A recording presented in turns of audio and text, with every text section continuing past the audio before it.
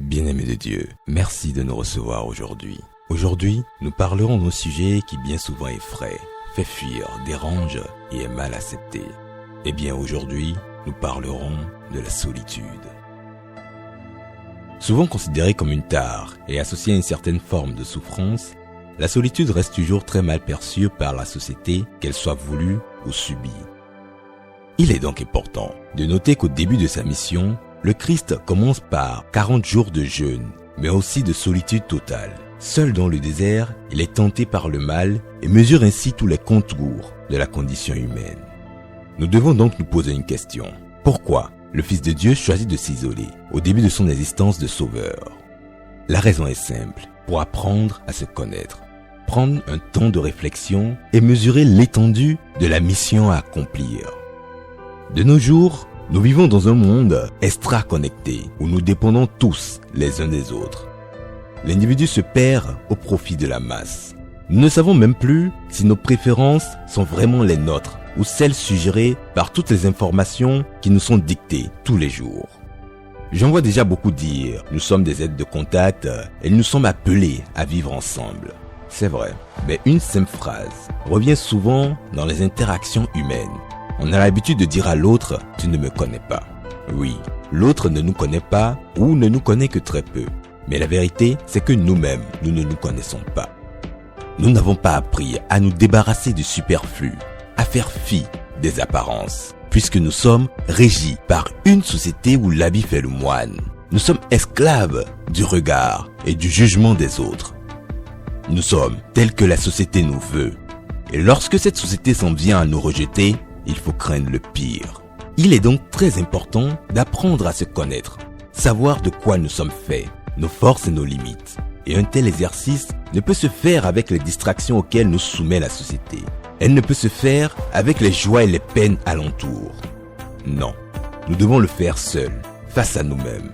Lutter contre nos démons et apprendre à apprécier ces moments de découverte de notre moi intérieur. Car celui qui n'a jamais été seul ne peut apprécier la présence des autres. Il n'a jamais connu que cela. Il est juste donc poussé par un instinct grégaire, comme les animaux.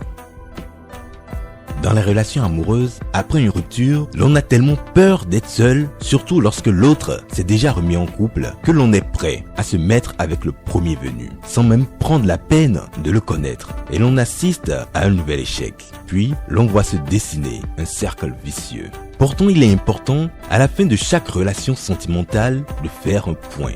Prendre la peine de faire la part des choses. Comprendre pourquoi cela n'a pas abouti et se recentrer sur soi pendant un certain moment. Corriger nos failles et apprécier nos qualités.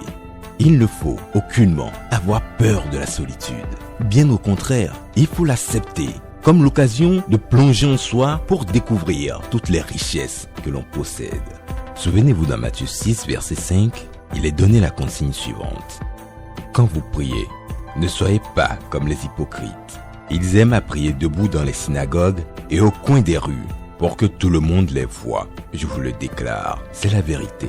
Ils ont déjà leur récompense. Mais toi, lorsque tu veux prier, entre dans ta chambre, ferme la porte et prie ton Père qui est là, dans cet endroit secret. Et ton Père, qui voit ce que tu fais en secret, te récompensera. Ce passage est révélateur, car il montre que le chemin qui mène vers le Père est solitaire et personnel. Dans cette quête, l'on se découvre et l'on apprécie cette relation privilégiée et extraordinaire que chacun de nous doit entretenir avec le Créateur.